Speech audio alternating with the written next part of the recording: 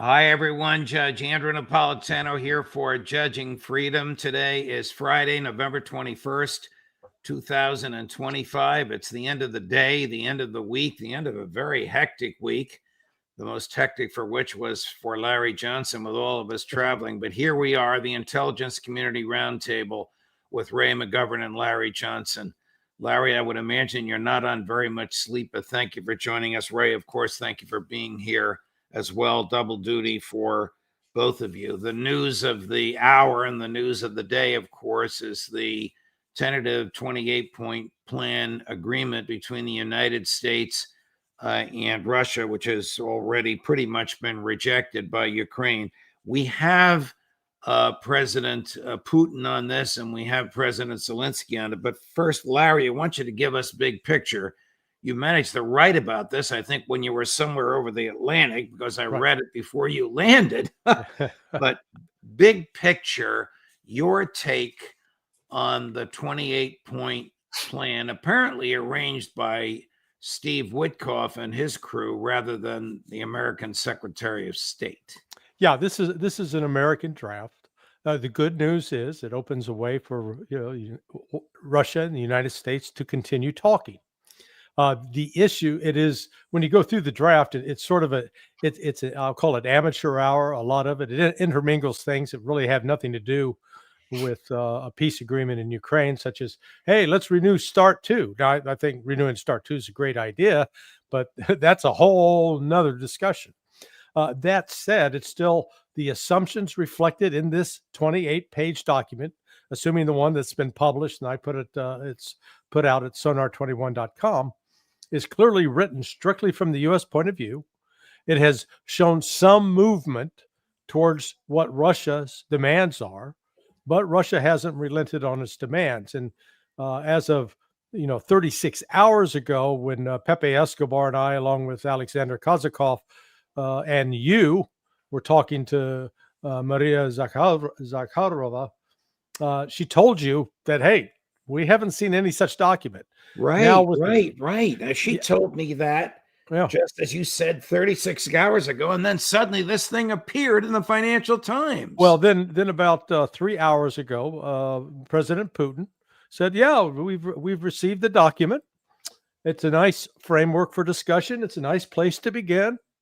He's not going to come out and say there's a bunch of, dead on arrival pieces in there. No, we're going to talk to America. Do we know who negotiated this? Was this Witkoff and his billionaire Russian buddy that he's been talking to? No, or was Sergei Lavrov involved? Yeah, this was not negotiated. This is not a negotiated document.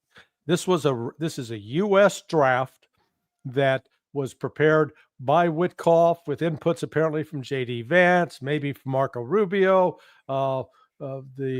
Jason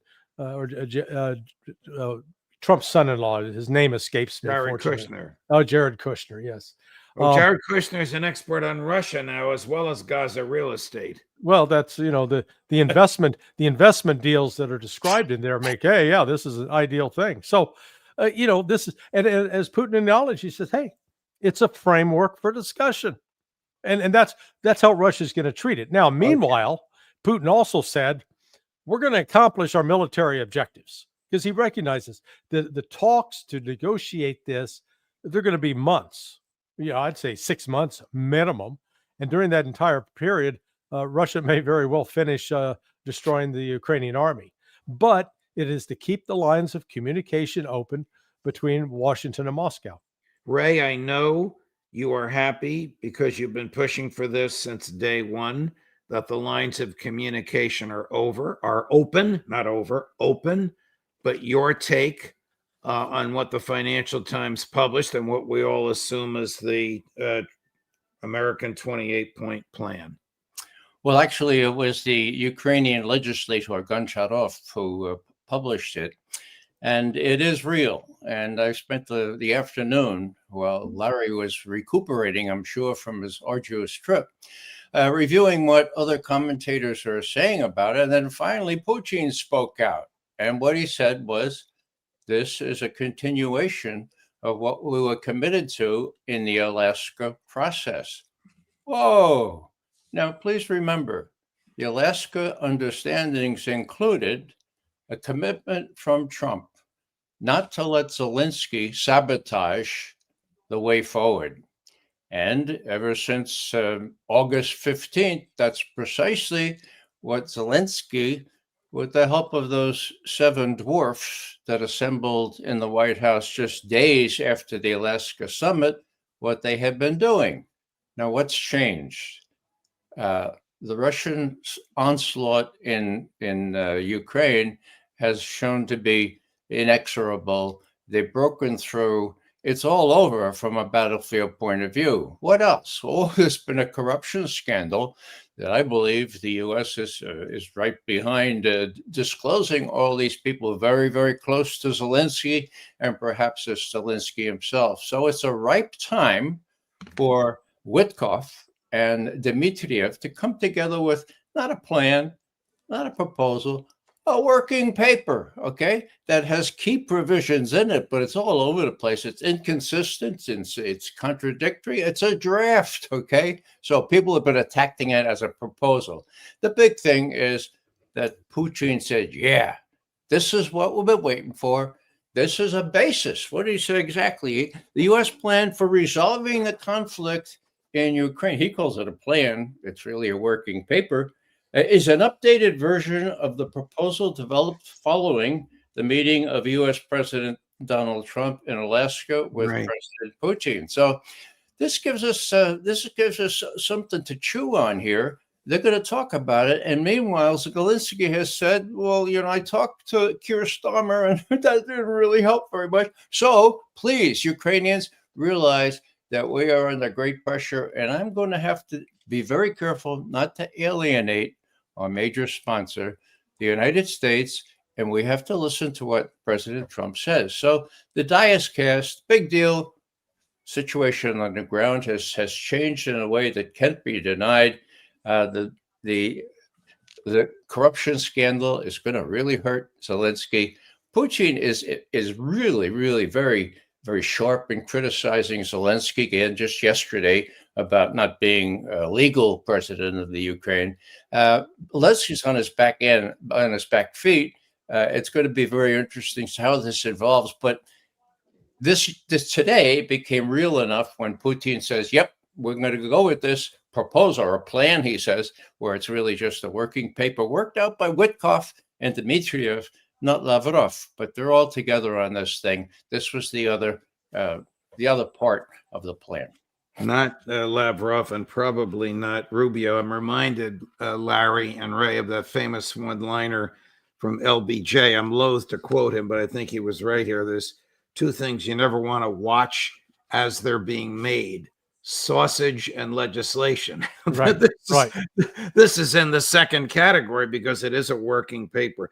Let's listen to President Putin's comments earlier today. We'll talk a little, and then we have the guts of rather emotional comments from President Zelensky. Chris, cut number 1.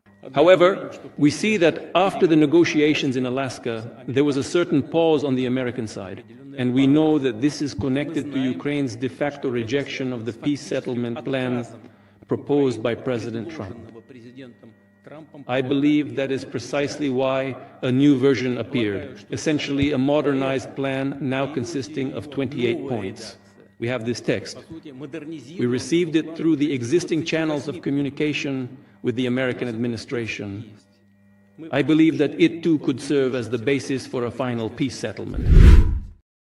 Larry, I think that Maria Zarakova was telling you and Pepe and me the truth the other morning. Well, it was morning here, when I asked her if this thing existed, and she said no, they just hadn't gotten it yet. Right. Yeah, and when you go through it, it's the American authorship of this is clear throughout. Take example point number 13, or point number 14, that frozen assets will be used in the following way: that $100 billion of Russian frozen assets are going to be invested in U.S.-led reconstruction, etc. Well, Russians aren't going to agree to let the United States take.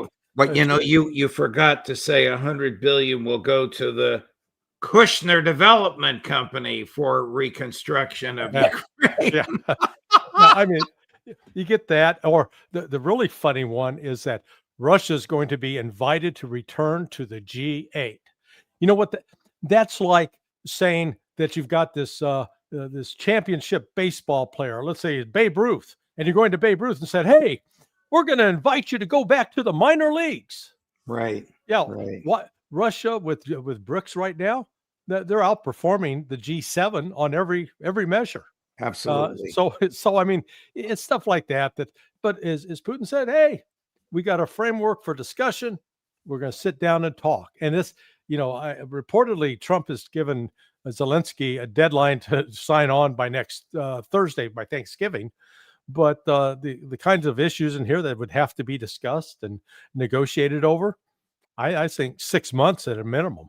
Right. Ray, before we run the clip from President Zelensky, a sort of a technical question, if I may, about intel. Did the Russians know what was in this document before we sent it to them? Oh, sure. Yeah, it was publicized by this Ukrainian No, legislature. I mean before that. Did they know from the FSB? Did they know from their intel sources what was in it?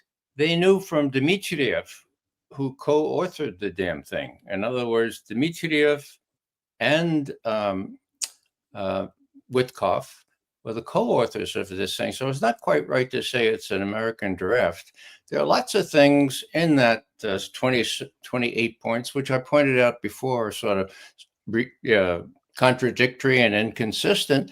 But Right. there are things like no Ukraine and NATO, no other things that the Russians have demanded. So it's a mixed bag, but to be very selective and to pick out the more ridiculous things is not quite fair, especially since Putin says, well, it could be a basis for negotiations. It could be a basis for a final settlement, for God's sake. Ooh. Well, yeah, but Ray, look, when you go through it, there are at least 8 things that are non-negotiable for Russia. This is just one clear example. Number 6, the size of the armed forces of Ukraine will be limited to 600,000. Now, back in March of 22, when Ukraine and Russia negotiated and signed off on it tentatively, it was limited to 85,000. Where did the 600,000 come from? Is that just a Witkoff number? I think it's a U.S. number. I don't think Dmitriev had as much of an impact on this document as Ray may believe, because there are too many things like that. There's no way in hell that the Russians are going to agree to allow a Ukrainian army to be 8 times larger now than it was in February 2022. Larry, not crazy. You're treating this as a proposal or a plan. I'm treating it as talking points or working paper.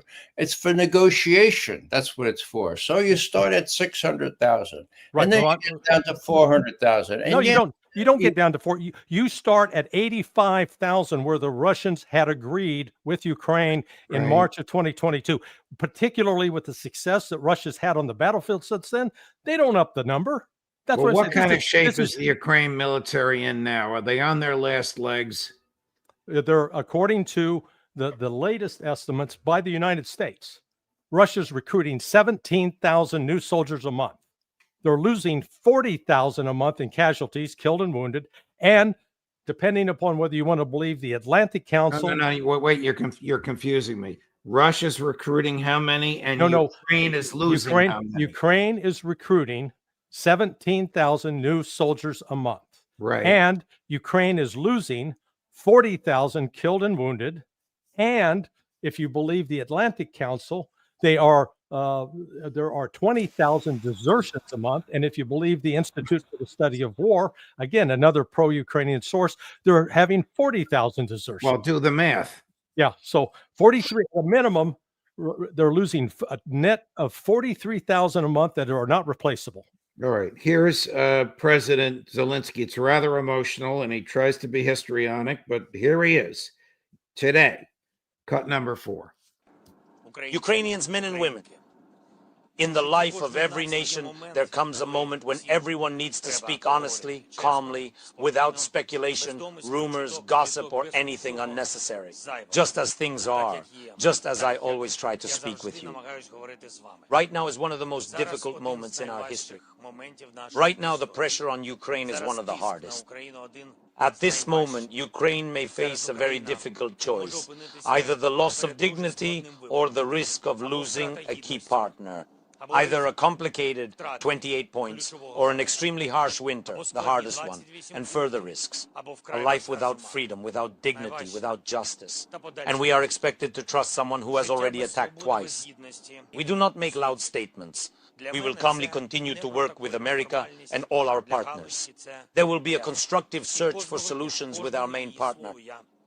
I will present arguments, I will persuade, I will offer alternatives, but we will definitely not give the enemy any reason to say that Ukraine does not want peace, that it is Ukraine disrupting the process, or that Ukraine is not ready for diplomacy. That will not happen. Ukraine will work quickly. Today, on Saturday and Sunday, all of next week, and for as long as it takes, 24/7, I will fight to ensure that at least 2 points of the plan are not overlooked. This is the dignity and freedom of Ukrainians, because everything else is based on this: our sovereignty, our independence, our land, our people, and the Ukrainian future. Ray, is there any question in your mind that if the decision is left to President Putin to choose between surrendering land and losing the backing of the United States, he'll choose to keep, as best he can, the land and lose the United States? You mean President Zelensky? Zelensky, I beg your pardon. I meant Zelensky. I'm sorry. Yes, thank you. Yeah, there is doubt in my mind. In other words, everything's in flux now. Zelensky himself is in a very parlous position. All his cronies have been accused of stealing millions and millions of dollars. He's lost on the field, and he is personally responsible for not letting his army commanders withdraw those troops in time. So now they're boxed in, they're encirclement, they're in cauldrons. Okay, so he's got a deal. So he's got to say, what I get out of that is, look, it wasn't I, Zelensky, that was sabotaging what was agreed to in Alaska. And we're going to prove that. And we're going to work 24/7. Well, does that have something to do with the Thanksgiving deadline, for God's sake? No, he's showing that he can't lose his main supporter or main partner, his key partner.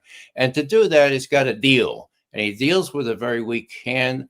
And, for Trump to say, look, we'd like it by Thanksgiving, what by Thanksgiving? I think just an agreement to meet with the Russians and to work this thing out from a position of weakness, but work it out anyway, using as many of those 28 points as seems relevant. Larry, I want you to build off on what Ray said, but I'd like you to address, please, the question that I put to him using the correct person. In your view, if Zelensky has to choose between the voluntary surrender of all the land the Russians now control, plus more, according to the 28 points, and losing his best partner, the United States, he will choose to lose his best partner. Because if he chooses to give up that land, he's not going to make it home tonight. Well, no, I don't. I think he'll stick with the United States. You go follow the money. The land's already lost. Russia's taken it. I mean, there's nothing. He does not have the manpower. He doesn't have the military power to take it back. This $100 million, corruption that's been tossed about, peanuts. The U.S. Department of Defense is now investigating, based upon my business partner's whistleblowing document, providing actual evidence, bank accounts, etc. They're going after $48 billion that have been diverted, much of it into Zelensky's accounts. But on top of it, 48 billion with a B? Yes, billion, Billion. And you want to know why Kaja Kallas is so keen on keeping this thing going? Don't tell me she's dipping in. Most of the money went to banks in Estonia. Okay, you can't make this stuff up. So, the 100 million's chicken feed. There's something much bigger at play, and I think Zelensky knows that if he doesn't play ball with the United States, he's going to be more than a dead man. He can probably keep the Nazis at bay somehow, if nothing else, to have refuge with the United States. But if he doesn't help make Trump look good, he's done. Should Mike Huckabee be fired as the U.S. ambassador to Israel for meeting in secret with one of the greatest thieves of American top secrets in the modern era, Jonathan Pollard, Ray McGovern? Well, I hate to use profane language, so I won't. But my God, what have we come to when probably the worst pilfering of U.S. secrets up to top secret code word was done by Jonathan Pollard. He served his term, and now he's welcomed as a hero in Israel. And for the United States ambassador to meet with this arch spy, I mean, hello, maybe it was to hear his confession or something like that. But otherwise, I just can't figure it out. I think Huckabee should be called out on this. How low is this, Larry? Well, it's the bottom of the barrel. You had a nice picture of Ray earlier before you came on the air, saying that illegals are human.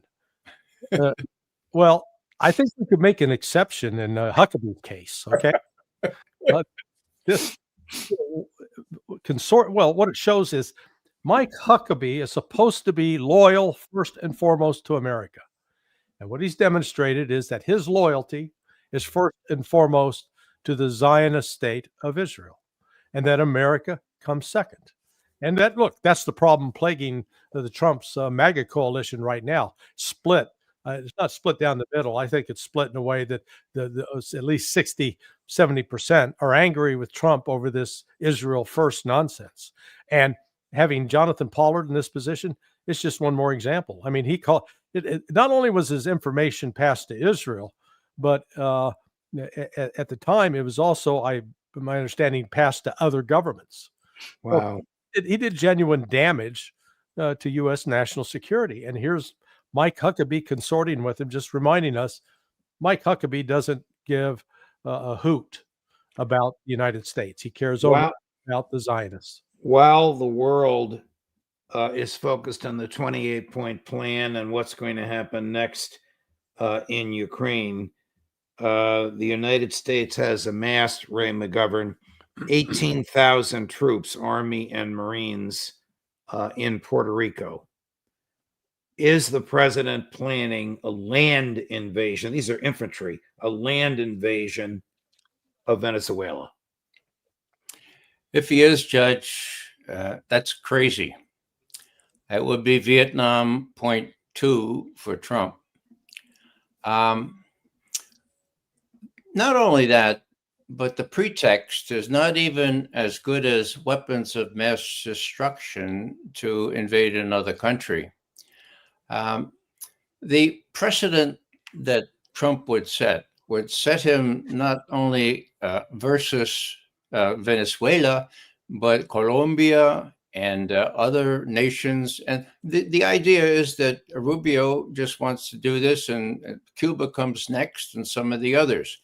So I don't know if that's going to happen. And I would like to say one positive thing, and that is that friends of mine, previous intelligence officers and military folks, have come out with an incredible video saying, look, you don't have to obey illegal orders. That's in the Constitution. It's in law. Well, it's in the UCMJ. It's in the Uniform Code of Military Justice. Yeah, that's what I was trying to remember. Now, that's law. I mean, that's clear.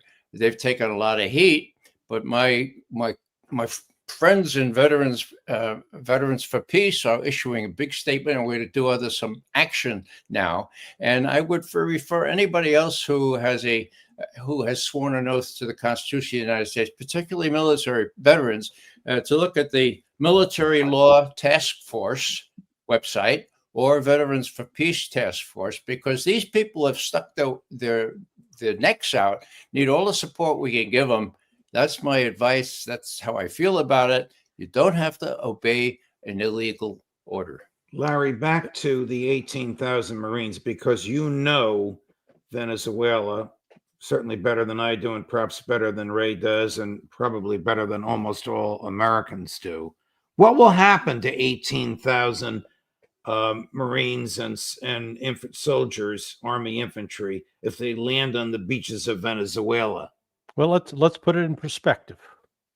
Venezuela is 2 times plus the size of Iraq, twice as big as Iraq. And unlike Iraq, doesn't have a lot of desert. Got this thing called trees, jungle, mountains, lots of jungle, lots of heavy growth vegetation. So in a relatively flat desert area, we put in 130,000 troops to invade Iraq. And, you know, we were going up against an army that had basically been bought off and was not prepared to defend itself and didn't have a lot of good ambush positions. And so Trump's talking about going into Venezuela with 18,000. Good luck with that. As Ray said, you know, Venezuela is the Spanish word for Vietnam. All right. That is what Trump is. If he puts in ground forces, they're going to get chewed up. There are no easy access roads. And as we learned the hard way in Iraq, I mean, just the open road that was going out to the airport was considered a very dangerous route because they kept planting explosives. And all along that route, it didn't have, you know, trees and jungle and mountains, but by God, you got that all over Venezuela. So this is just a type of insanity. I think one of the reasons we're now 3 months into this buildup and we're going to do something is it's all designed to try to scare the Venezuelans, try to put pressure on Maduro to resign. I'm actually somewhat optimistic that I think Trump's going to ultimately have to make a deal, and they'll make a deal, and Maduro will agree to some elections. But if the United States is foolish enough to launch a military operation in Venezuela, we're going to pay, I think, a bigger price than we paid in our invasion of Iraq. Wow. Gentlemen, I'll let you go. It's been a long week, a long day, and this has been a great conversation. We may be the first on air to have such a meaningful conversation and analysis of the 28 points. I thank the two of you. Thank you for your double duty, particularly Larry, who's done it for us at odd times of day and with very little sleep this week. Larry, get a lot of rest this weekend. Yeah. We have a short week next week. I'll look forward to seeing you both on Monday, and somehow, somewhere, we will get the Intelligence Community Roundtable done by the end of next week, which is Thanksgiving. All the best, gentlemen. Have a great weekend. Thanks, Judge. Thanks, Ray. Got it. Coming up Monday, of course, Alistair Crook at 8 in the morning, Ray McGovern at 10, Larry Johnson at 11:30, and some of your other favorites, I believe, Professor Jeffrey Sachs in the afternoon. A short week. We'll get all of our heavy hitters to you. Judge Napolitano for Judging Freedom.